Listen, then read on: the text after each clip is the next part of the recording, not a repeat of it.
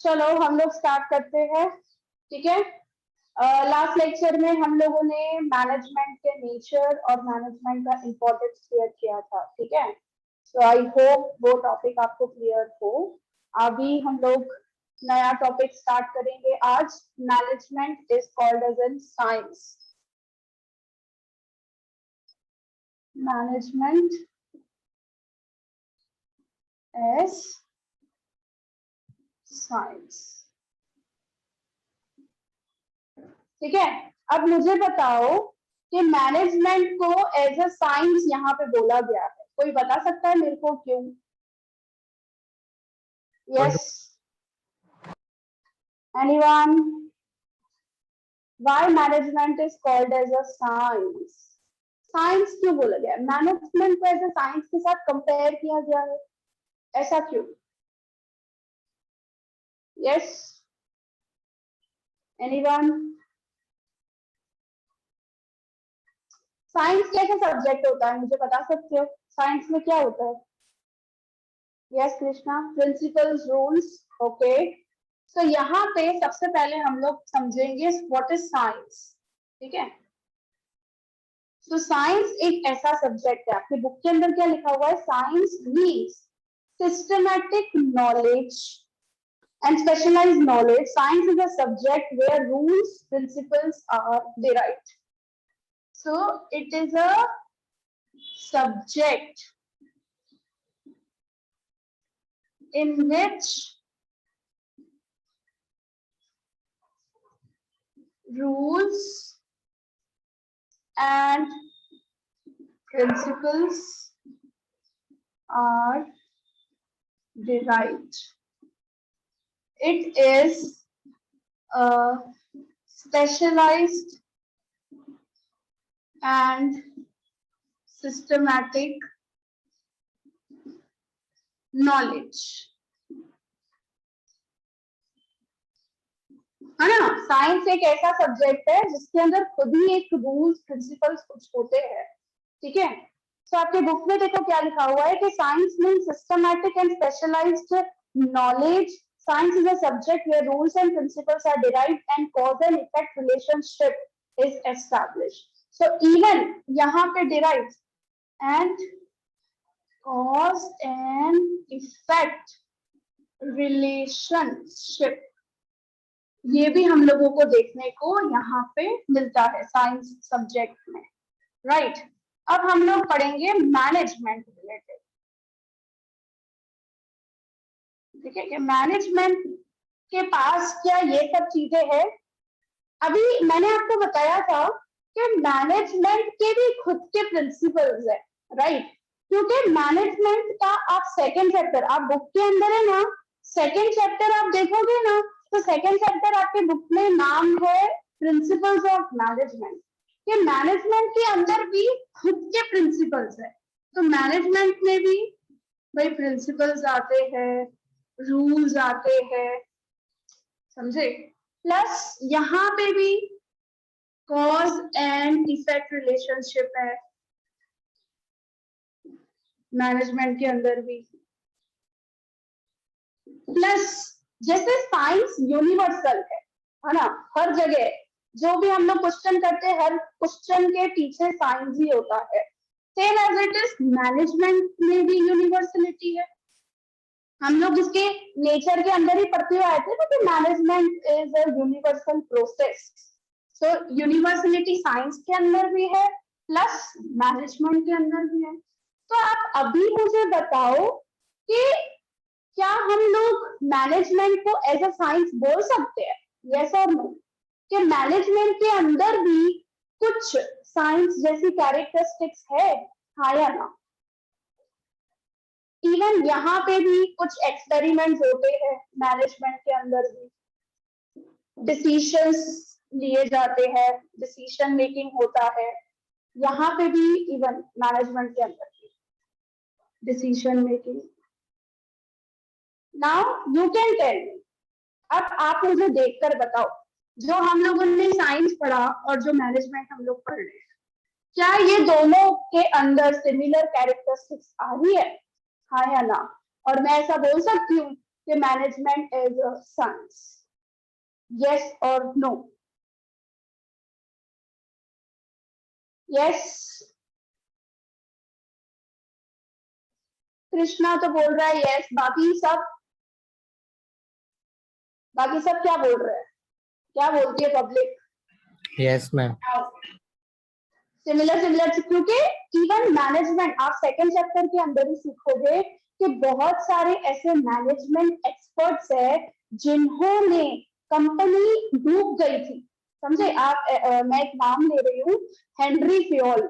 Henry Fayol ने ना principles दिए, और Henry Fayol is a person जो मैनेजमेंट एक्सपर्ट, मैनेजमेंट गुरु कहलाया जाते हैं, या फादर ऑफ मैनेजमेंट हम लोग इवन बोलते हैं उनको, हेनरी फ्योल को। हम सेकंड चैप्टर के अंदर इस चीज को पढ़ेंगे। तो उन्होंने खुद के प्रिंसिपल्स दिए हैं, और उन्होंने खुद के प्रिंसिपल्स कैसे दिए हैं? क्योंकि जब वो किसी कंपनी में काम कर रहे थे ना, तो वो कंपनी ना डूब रही थी, बिल्कुल लिक्विडेट हो गई थी, और उस कंपनी को अपने प्रिंसिपल्स, उन्होंने अपने सोच के हिसाब से, अपने एक्सपीरियंस के बेस पर ऐसे प्रिंसिपल्स अंदर कंपनी के अंदर डेवलप किए, पूरी कंपनी फिर से ऊपर प्रॉफिटेड, मतलब प्रॉफिट्स और सक्सेस उसका बढ़ गया। तो हेनरी फ्योल की स्टोरी ऐसी है जो सेकंड चैप्टर के अंदर हम पढ़ेंगे। तो सेम एज इट इज, जैसे साइंस एक सब्जेक्ट है जिसके अंदर थियोरिटिकल नॉलेज है, जिसमें even cause and effect relationship develop होते हैं, प्रिंसिपल्स है, रूल्स है, same as it is even in management. Management के अंदर भी मैनेजमेंट के खुद के प्रिंसिपल्स है। जरूरी नहीं है कि साइंस के जो प्रिंसिपल्स होते हैं वही मैनेजमेंट के अंदर प्रिंसिपल्स है, लेकिन यहाँ पे चीज क्या आ रही है कि मैनेजमेंट के खुद के प्रिंसिपल्स है, समझे? खुद के रूल्स है, यहाँ पे भी यूनिवर्सलिटी है, यहाँ पे भी एक्सपेरिमेंट्स मैनेजमेंट के अंदर भी किया जाता है, जैसे साइंस के अंदर किया जाता है, समझे? And that is why we are comparing management as a science, समझे? प्लस यहाँ पे ऐसा भी बोल सकती हूँ मैं कि इवन मैनेजमेंट के अंदर क्या है? Theoretical knowledge. तो साइंस के अंदर भी क्या होता है? Theoretical knowledge. जैसे आपको पता है कि आप आगे चलकर अगर आपको मैनेजमेंट रिलेटेड ही एक्सपर्ट होना है, तो आपको क्या करना पड़ता है? एमबीए करना पड़ता है। तो मुझे आप बताओ, विदाउट गेटिंग प्रैक्टिकल नॉलेज क्या आप रियल लाइफ में काम कर सकते हो? भाई जैसे मैनेजमेंट के लिए आपको एमबीए करना, उसकी क्वालिफिकेशन, वो पढ़ाई करना, वो थियोरिटिकल नॉलेज लेना, जैसे अभी हम लोग बुक्स के अंदर से पढ़ रहे हैं, तो ये पढ़ना जरूरी है। और इसी चीज को पढ़कर आप प्रैक्टिकल लाइफ में उस प्रिंसिपल्स को, और ये जो हम लोग बुक्स के अंदर पढ़ रहे हैं, तो आगे चलकर प्लानिंग और ऐसी सब अलग अलग चीजें हम लोग पढ़ेंगे, मैनेजमेंट के फंक्शंस, मार्केटिंग मैनेजमेंट कैसे होता है, तो ये जो बुक के अंदर हम लोग अभी पढ़ रहे हैं, वही हम लोग प्रैक्टिकल लाइफ में क्या करेंगे? अप्लाई करेंगे, समझे? तो उस अप्लाई करने के लिए वो अलग चीज है, लेकिन ये जो हम लोग थियोरिटिकल नॉलेज ले रहे हैं वो भी इसी के अंदर इंक्लूड हो जाता है, समझे? So that is why management is known as a science, क्योंकि साइंस के अंदर भी थियोरिटिकल स्पेशलाइज्ड नॉलेज होता है, और मैनेजमेंट के अंदर भी थियोरिटिकल स्पेशलाइज्ड नॉलेज होता है। अभी तक देखो आपको ऐसे पता था कि भाई इसको ये इस तरीके से मैनेज करते हैं क्या, लेकिन ये जो बुक के अंदर हम लोग पढ़ रहे हैं सारी चीजें, जब आप ये सारा पूरा बुक पढ़ लोगे तब आपको ओवरऑल आइडिया आ जाएगा कि किसी भी कंपनी को कहीं भी स्पोर्ट्स इवेंट हो या फिर एजुकेशन हो, उसको कैसे मैनेज किया जाता है। मतलब विदाउट ये थियोरिटिकल नॉलेज आप प्रैक्टिकल लाइफ में उसको अप्लाई नहीं कर सकते, कहीं ना कहीं आपकी वीक पॉइंट आई जाएगी, समझे? तो जैसे एमबीए करने के लिए भी, एमबीए में भी क्या होता है आपको पता है कि हम लोगों को थियोरिटिकल नॉलेज लेना पड़ता है, प्लस इंटर्नशिप ट्रेनिंग लेनी पड़ती है। तो हो गया ना, थियोरिटिकल प्लस प्रैक्टिकल, तो ही जाके आपको क्या मिलती है? जॉब मिल पाती है, अदरवाइज नहीं मिल पाती है, समझे? अब देखो आपके बुक के अंदर क्या लिखा हुआ है, second paragraph, management too has the characteristics of a science such as systemized body of knowledge, universality, cause and effect relationship, based on collection of facts, analysis, experiments, verifiability of the principles, etc. Like science, management has its own specific principles. Through these principles, coordination of human resource, machine, capital, method, etc. is done. अब जैसे कि मैंने आपको बताया कि Henry Fayol ने खुद के प्रिंसिपल्स प्रोवाइड किए और उसी प्रिंसिपल से उसने क्या किया, जो कंपनी डूब रही थी उसको बचाया और फिर ऊपर ले आया। तो उस वो प्रिंसिपल्स उसने अप्लाई किए कंपनी के अंदर अपने, तब जाके ये चीज पॉसिबल हो पाएगा। तो मैनेजमेंट के हेनरी फ्योल के कौन से प्रिंसिपल्स है वो हम लोग नेक्स्ट चैप्टर में पढ़ेंगे। बहुत इंटरेस्टिंग है। और आप ऐसा नहीं है वो हेनरी फ्योल के प्रिंसिपल आप सिर्फ और सिर्फ अपने कंपनी, अपने बिजनेस, अपने उसमें ही लगा सकते हो। इवन आप घर में लगा सकते हो वो प्रिंसिपल्स। इवन वो आप कोई भी एजुकेशन, भाई स्कूल है या फिर इंस्टीट्यूट है, मतलब कहीं पे भी अपने डेली लाइफ में, अपने घर में, कहीं पे भी आप वो हेनरी फ्योल के प्रिंसिपल्स को यूज कर सकते हो। ऐसे प्रिंसिपल्स उन्होंने हमको दिए हैं, समझे? तो वो सेकंड चैप्टर के अंदर हम लोग पढ़ेंगे, डोंट वरी। इससे क्या होगा, सारे ह्यूमन रिसोर्सेज, मतलब जितने भी रिसोर्सेज है वो प्रॉपर तरीके से कोऑर्डिनेट होंगे और फिर मैनेजमेंट की वजह से, मैनेजमेंट प्रिंसिपल्स की वजह से क्या हो जाएगा, बिजनेस सक्सेसफुल हो जाएगा। Thus, management is a science, and according to Dr. George Terry, science teaches one to know. One to know मतलब यहाँ पे know का मतलब है knowledge, समझे? साइंस हमको क्या देता है, theoretical knowledge, समझे? So that's it about the management as a science. ये है ना 2 मार्क में आपसे पूछा जा सकता है, 2 मार्क्स के अंदर, ठीक है? कि उससे ज्यादा नहीं आएगा, 3 मार्क्स में नहीं आएगा।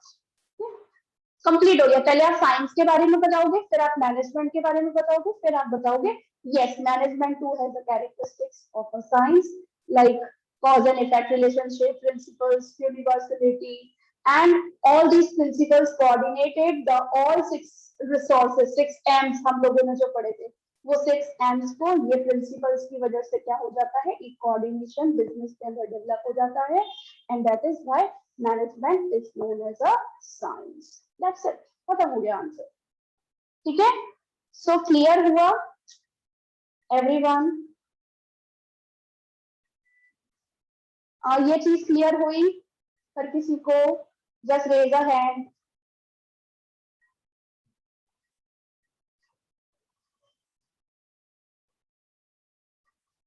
ठीक है, और नोट्स में ना ये चीज मैंने प्रोवाइड की हुई है स्टेप बाय स्टेप, है ना? ठीक है, चलो अब हम लोग पढ़ेंगे मैनेजमेंट एज एन आर्ट। क्या पढ़ेंगे हम लोग? मैनेजमेंट, एक सेकेंड,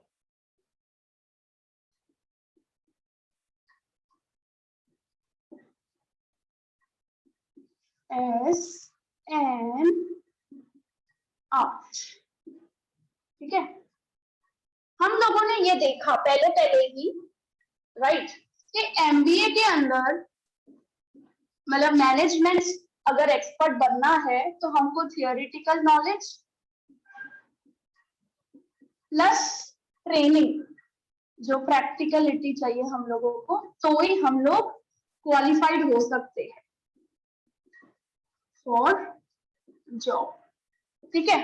अब देखो ये थियोरेटिकल को तो हम लोगों ने देखा कि एज अ साइंस है वो, ठीक है? अब आप मुझे बताओ ये जो हम लोग ट्रेनिंग लेंगे, जो हम लोग स्किल्स सीखेंगे, क्योंकि प्रैक्टिकल लाइफ में जाकर हम लोग जब, जैसे फॉर एग्जांपल किसी कंपनी में हम लोग जाएंगे, क्योंकि हमारी इंटर्नशिप 6 मंथ्स की इंटर्नशिप चल रही है, और फिर हम लोग ट्रेनिंग लेंगे, फिर ट्रेनिंग में हम लोग सीखेंगे कि कैसे स्किल्स चाहिए, कैसे करना चाहिए। तो ये क्या होगा इससे, ये ट्रेनिंग से हमारे अंदर स्किल्स डेवलप होगी, समझे? और उसी को हम लोग क्या बोलते हैं, एज एन आर्ट। मुझे बताओ क्या जितने भी एमबीए भाई जो भी लोग एमबीए करते हैं, क्या सभी एमबीए वालों में ये आर्ट अवेलेबल होता है? हाँ या ना? सीखते सब है, पढ़ते सब है एमबीए, भाई डिग्री ले ली, क्या हर किसी में उसके पास ये आर्ट मतलब स्पेशलाइज्ड स्किल्स,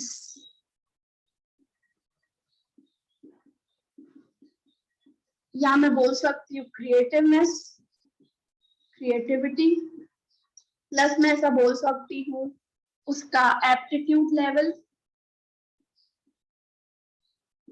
प्लस मैं बोल सकती हूँ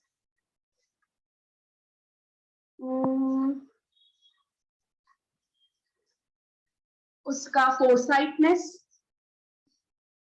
मतलब दूर तक क्या वो सोच पाता है, फोरसाइटनेस मतलब वो होता है।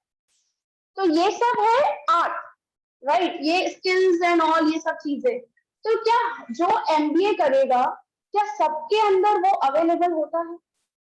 बताओ मेरे को, जितने भी लोग एमबीए करते हैं, क्या सबके अंदर स्किल्स होती है और सब लोगों को जॉब्स वगैरह मिलती है?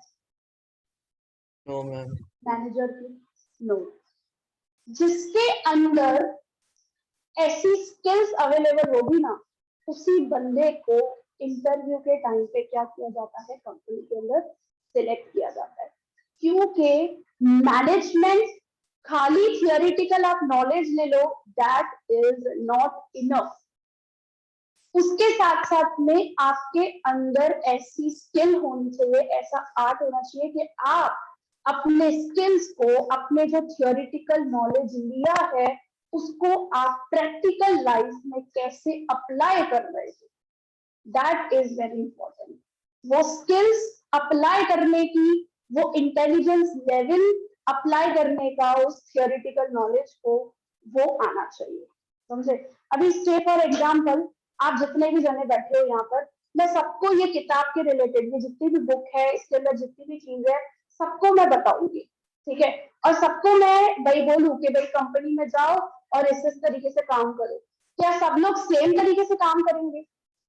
कि किसी के अंदर स्मार्टनेस होगी, किसी के अंदर अलग ही एक स्किल होगी उसको काम करने के लिए प्रैक्टिकल लाइफ में, अलग स्किल्स होगी, यस और नो? हर कोई यस। अलग अलग तरीके से काम करेगा, भले थियोरिटिकल नॉलेज उसने सेम दिया, लेकिन उसका जो प्रैक्टिकल लाइफ में जो इम्प्लीमेंटेशन है वो थियोरिटिकल नॉलेज का, वो हर कोई अलग अलग तरीके से करेगा, and that is known as the art. उसका किस तरीके से वो करता है प्रैक्टिकल लाइफ, उसका इम्प्लीमेंटेशन, समझे? तो यहाँ पे देखो क्या लिखा हुआ है, art means employment of a skill and expertise. Employment मतलब प्रैक्टिकल लाइफ में वो किस तरीके से अप्लाई कर रहा है। Expertise of an individual, but to implement the skill one should have also theoretical knowledge. तो यहाँ पे अगर मैं शॉर्ट में मीनिंग लिखूं कि व्हाट इज एन आर्ट, आपसे 1 मार्क में पूछे कि आर्ट क्या होता है, so art means employment of skills and expertise, समझे? या फिर मैं लिख सकती हूँ इसके अलावा प्रैक्टिकल implementation of skills, ये भी मैं लिख सकती हूँ आर्ट की डिफाइन, समझे? ये दोनों में से हम लोग कुछ भी लिख सकते हैं, लेकिन ये प्रैक्टिकल इम्प्लीमेंटेशन अगर स्किल्स का करना है, सो मैं यहाँ पे एक पॉइंट डालूंगी, for implementation of skills one should have theoretical knowledge. Without theoretical knowledge, one cannot apply that skills in a real life. So, अगर आपको इस skills का अप्लाई करना है, इस स्किल्स का इम्प्लीमेंटेशन करना है, सो आपको थियोरेटिकल नॉलेज होना जरूरी है। तो स्किल्स कौन सी, ये जो मैंने आपको बताई, भाई क्रिएटिवनेस होना चाहिए, उसका एप्टीट्यूड लेवल ऐसा होना चाहिए, उसका लॉजिकल, हमेशा जो भी सोचे ना तो बहुत लॉजिकल सोचना चाहिए, समझे, एनालिसिस करने की हैबिट होनी चाहिए, जब भी वो डिसीजंस ले रहा है तो सोच समझ के एकदम डिसीजंस लेगा। और जैसे मैनेजर है तो मैनेजर को हमेशा उसके अंदर ऐसी हैबिट होनी चाहिए कि वो दूर की सोचे, वो लॉन्ग टर्म की सोचे, समझे, तो उसकी फोरसाइटनेस भी होनी चाहिए, उसके अंदर स्मार्टनेस होना चाहिए, समझे, लीडरशिप क्वालिटीज उसके अंदर होनी चाहिए। तो कभी भी मैनेजमेंट का अगर भाई रियल लाइफ में उसको अप्लाई करना है तो management equals to science plus art, ये दोनों चीजें चाहिए, समझे, ना ही मैनेजमेंट पूरे तरीके से साइंस है, ना ही मैनेजमेंट पूरे तरीके से आर्ट है। मैनेजमेंट क्या है, दोनों का कॉम्बिनेशन है। साइंस मतलब थियोरिटिकल नॉलेज,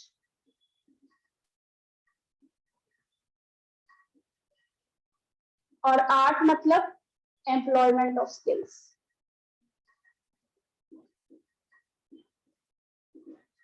समझे, जब ये दोनों चीजें पूरी होगी ना तो ही हम लोग बोलेंगे कि भाई आप अच्छे मैनेजमेंट एक्सपर्ट हो।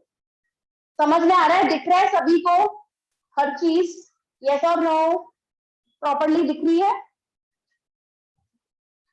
अब समझ में आ रही है चीज कि जो इधर बोल रहे हैं कि भाई मैनेजमेंट एज एन आर्ट, हाँ भाई मानते हैं कि मैनेजमेंट एज एन आर्ट है, मैनेजमेंट एज ए साइंस भी है, लेकिन मैनेजमेंट ना ही पूरे तरीके से साइंस है, ना ही वो पूरे तरीके से आर्ट है। मैनेजमेंट क्या है, it's a sweet combination of both science and art. Science मतलब थियोरिटिकल नॉलेज, प्रिंसिपल्स, रूल्स, उसी प्रिंसिपल्स, उसी रूल्स को, उसी थियोरिटिकल नॉलेज को प्रैक्टिकल लाइफ में अप्लाई करना, तभी तो मैनेजमेंट का सक्सेसफुलनेस होगा। आप मुझे बताओ कि खाली अगर मैनेजमेंट को एज अ साइंस अपने अगर बोले तो क्या मतलब का, भाई प्रिंसिपल और ये थियोरिटिकल नॉलेज तो किताब में लिखा हुआ रखा हुआ है, आप इसको पढ़ लो, कुछ भी कर लो, लेकिन अगर आप उसको अप्लाई नहीं करो रियल लाइफ में, आपने प्लानिंग करना सीखा, आपने कंट्रोलिंग करना सीखा, आपने डिसीजन मेकिंग सब चीजें सीखी आपने, उसको अप्लाई करना भी तो जरूरी है ना बिजनेस के अंदर या अपने आप जो भी कहाँ पे भी काम करते हो, समझे। अगर वो आप थियोरिटिकल नॉलेज लेकर खत्म कर दो, उसको अप्लाई नहीं करो, तो वो कैसा मैनेजमेंट, अधूरा सा रह गया वो तो। आप ऐसा नहीं बोल सकते हो कि भाई मुझे मैनेजमेंट करना आता है, अरे मैनेजमेंट आपने सीखा, थियोरिटिकल नॉलेज लिया आपने, लेकिन प्रैक्टिकल लाइफ में उसको अप्लाई नहीं कर पा रहे। अब एक सिंपल सी बात है, मैं एक सिंपल सा एग्जांपल दूं कि भाई घर में ना एक बहू आती है शादी करके, अब वो बहू है ना एमबीए की हुई है, राइट, लेकिन उनके घर में ना प्रॉपर तरीके से वो कोऑर्डिनेट नहीं कर पा रही है, प्रॉपर तरीके से वो है ना रिलेशनशिप डेवलप नहीं कर पा रही है घर में। तो आप मुझे बताओ कि उसका जो उसने जो एमबीए किया उसका कोई मतलब है? जस्ट टेल मी, उसने थियोरिटिकल नॉलेज लिया, उसने एमबीए की 2 साल की डिग्री ली, कोई वर्थ है उसका जब वो अपने घर में उसको प्रैक्टिकल अप्लाई नहीं कर पा रही है, वो कोऑर्डिनेशन, वो प्रॉपर तरीके से प्लान, और घर में झगड़े करवा रही है, तो उसका एमबीए 2 साल उसने करके भी क्या किया, वेस्ट, ऐसा समझो, राइट। तो ये सब चीजें क्या होती है एक्चुअली, बहुत जरूरी होती है इन दोनों चीजों को साथ में अप्लाई करना, कि जब आप थियोरिटिकल नॉलेज ले रहे हो तो साथ साथ में अपने प्रैक्टिकल लाइफ में भी अप्लाई करो, राइट। अभी जैसे मैं आपको बोलती हूँ भाई मैनेजमेंट आपको मैं सिखा रही हूँ, और आप मुझे बोलती हो यार मेरे पास है ना टाइम ही नहीं है, मैं ना कैसे करूँ क्या करूँ, तो आप ये मैनेजमेंट पढ़ी क्यों रहे हो जब आप उसको रियल लाइफ में अप्लाई नहीं कर सकते? तो आपने ये थियोरिटिकल नॉलेज लेके क्या कर दिया, क्या उखाड़ दिया, कुछ भी नहीं। कि आप अपना टाइम मैनेजमेंट नहीं कर पा रहे हो, आप अपने गोल सेट नहीं कर पा रहे हो, आप अच्छे से प्लानिंग नहीं कर पा रहे हो, तो इस बुक के अंदर प्लानिंग पढ़ लो, कंट्रोलिंग पढ़ लो, पूरा मैनेजमेंट पढ़ लो, कोई मतलब का नहीं है सिर्फ थियोरेटिकल नॉलेज रखने का, उसको प्रैक्टिकल लाइफ में भी अप्लाई करना पड़ता है, तो ही मैनेजमेंट सक्सेसफुल होता है, अदरवाइज कुछ नहीं होगा उसका, समझे। सो मैं ऐसा बोल सकती हूँ कि management is the sweet combination of both science as well as an art, समझे। जब ये दोनों चीजें साथ में से ज्वाइंट होगी ना तो मैनेजमेंट होगा प्रॉपरली। सो सबको क्लियर हुआ management as an science, management as an art, और how they are both actually required for the management. Yes, everyone. Jyoti, Khushi, Bhumika. Yes, ma'am. Yes, दी। मीता, क्यों, सुजल, कुछ डाउट हो, कुछ पूछना हो, कोई कंफ्यूजन हो तो मुझसे आप पूछ सकते हो बेफिक्र। यस, बताओ।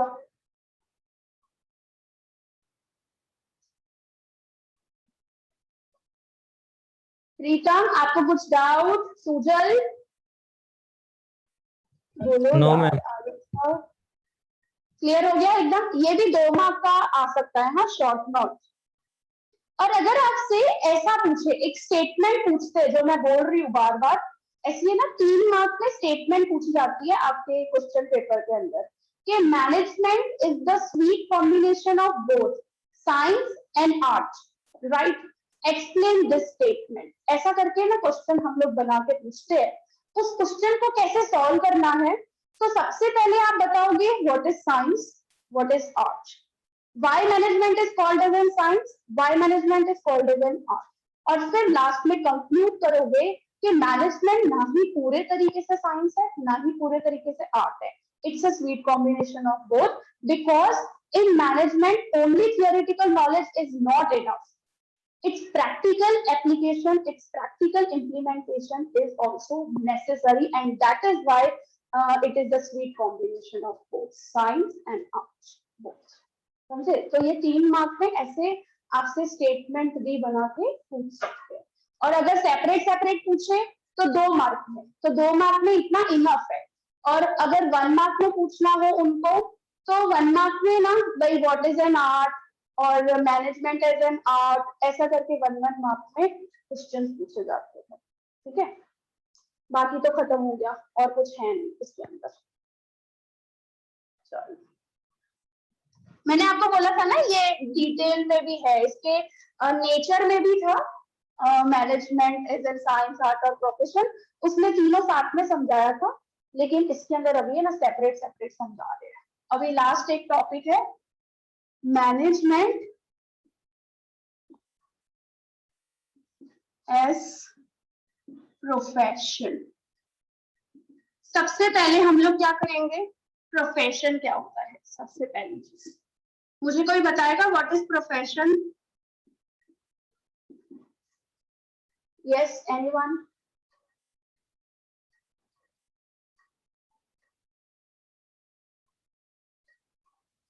What is profession? प्रोफेशन क्या होता है, बताओ।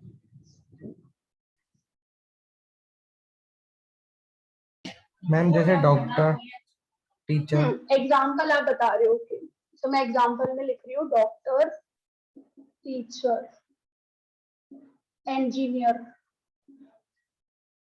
सीए, ठीक है, एक्सेट्रा। इतने प्रोफेशन हम लोग जानते हैं। अब प्रोफेशन का मतलब क्या होता है, it is an economic activity. Profession क्या है, economic activity in which specialized, मैं एग्जाम्पल थोड़ा नीचे लिख, specialized knowledge in specific field is required, है ना? सही है. It is an economic activity in which specialized knowledge in specific field is required, is known as profession. और इसमें हम लोगों ने एग्जाम्पल्स देखे, doctor, CA, engineer, teacher, etcetera. ठीक है, तो ये तो हो गया प्रोफेशन. अब प्रोफेशन में कैरेक्टरिस्टिक्स क्या क्या आती है, कोई बता सकता है मेरे को? एक प्रोफेशन जैसे सीए अगर आपको बनना हो या इंजीनियर अगर आपको बनना हो तो क्या क्या चाहिए होता है उसके अंदर. और ये जो इकोनॉमिक एक्टिविटी जिससे हम लोग कमाते हैं, हाँ, इसमें क्या अपने को मॉनेटरी रिटर्न मिलता है, उसको हम क्या बोलते हैं प्रोफेशन में? Salary. No Ma'am, fees. Fees. हाँ, सो हम लोग यहाँ पे लिख सकते हैं in return of services fees is charge.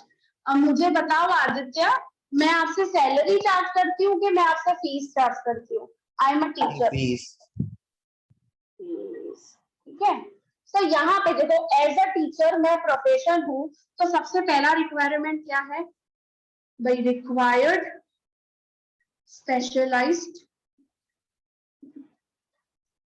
Knowledge. क्या मेरे पास स्पेशलाइज्ड नॉलेज, थ्योरेटिकल नॉलेज है? क्या मेरे पास क्वालिफिकेशन है टीचर की? बताओ. यस दी. यस. समझे? तो पहली चीज तो ये आ जाती है, जैसे सीए बनना हो तो सीए की डिग्री चाहिए, इंजीनियर करना हो, इंजीनियर बनना हो तो इंजीनियर की डिग्री चाहिए, डॉक्टर बनना हो तो एमडी, एमबीएस, एमबीबीएस, ऐसे सब अलग अलग. डेंटिस्ट के लिए अलग है, फिर कुछ भाई ऑर्थो के लिए अलग आ जाता है, नी वगैरह ये सब के लिए अलग, हार्ट स्पेशलिस्ट अलग, ऐसे स्पेशलाइज जनरली होते हैं और उनकी अलग अलग डिग्रियां होती है. और एमडी इट्स जनरल कि भाई ओवरऑल फिजिशियन, है ना, बहुत बड़े लेवल पर. तो रिक्वायर स्पेशलाइज्ड नॉलेज. अब आप मुझे बताओ भाई मैनेजमेंट के अंदर ऐसा स्पेशलाइज्ड नॉलेज क्या चाहिए?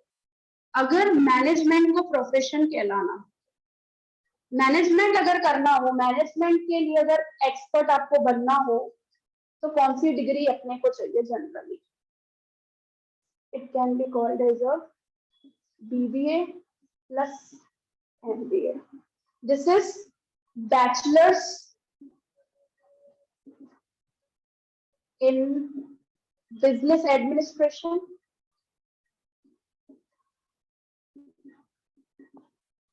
मतलब बिजनेस मैनेजमेंट, और MBA मतलब मास्टर्स इन बिजनेस एडमिनिस्ट्रेशन. समझे? तो पहली जो कैरेक्टरिस्टिक्स अपने को प्रोफेशन के लिए चाहिए तो वो तो मैनेजमेंट के अंदर भी है. सबसे पहली कैरेक्टरिस्टिक्स, राइट, कि मैनेजमेंट के लिए भी आजकल specialized knowledge, specialized degree setup हो चुकी है.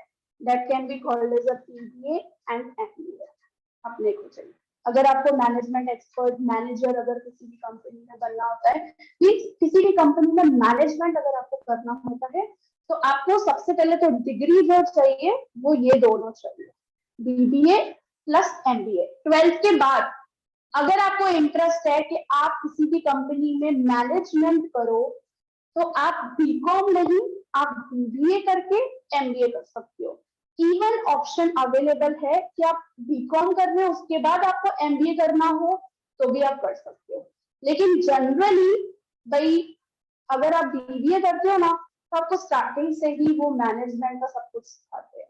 समझे? तो ये पूरा क्या हो गया, ये पूरा थ्योरेटिकल नॉलेज हो गया, ये पूरी डिग्री वगैरह आपको मिल गई. और MBA में भाई 6 मंथ्स की इंटर्नशिप होती है, ट्रेनिंग होती है जो एक्चुअली चाहिए होती है.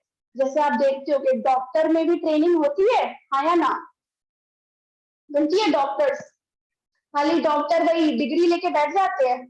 फिर सीधा अप्लाई करेंगे, सीधा ऑपरेशन करेंगे, ऐसा होता है कि वो किसी हॉस्पिटल में या फिर कहीं पे काम करते हैं भाई 6-8 महीने, साल भर, 2 साल भर उन्होंने भाई कहीं पे ट्रेनिंग ली, किसी डॉक्टर के भाई जो सीनियर डॉक्टर है उसके अंडर में ट्रेनिंग ली। जैसे लॉयर है, लॉयर्स भी क्या करते हैं, एडवोकेट्स जो होते हैं वो भी अगर डिग्री ले लेते हैं उसके बाद उनकी भाई 1-1.5 साल तो ट्रेनिंग चलती है, किसी सीनियर लॉयर के अंडर में रहकर वो काम सीखते हैं। Same as it is CA, CA में तो आपको पता है 3 इयर्स की इंटर्नशिप है। आप सीए में, आप जैसे ही आप 12th के बाद अगर आपको इंटरेस्ट हो सीए का, तो सबसे पहले हम लोग सीपीटी क्लियर करते हैं, राइट, फाउंडेशन हम लोग बोलते हैं, अभी सीपीटी नहीं बोलते, अभी फाउंडेशन उसको कहा जाता है। फिर उसके बाद अपना इंटर लेवल 1, इंटर लेवल 2, ऐसे 2 आते हैं, उन दोनों को क्लियर करके फिर 3 इयर्स की इंटर्नशिप होती है, 3 इयर्स की आर्टिकलशिप हम बोलते हैं उसको, कि आर्टिकलशिप होती है किसी कंपनी में हम लोग 3 साल के लिए एज अ चार्टर्ड अकाउंटेंट की भाई उसके साथ में रह के हम लोग काम सीखते हैं उससे पूरा प्रैक्टिकली, और फिर जब वो हमारी इंटर्नशिप कंप्लीट हो जाती है उसके बाद हम लोग सीए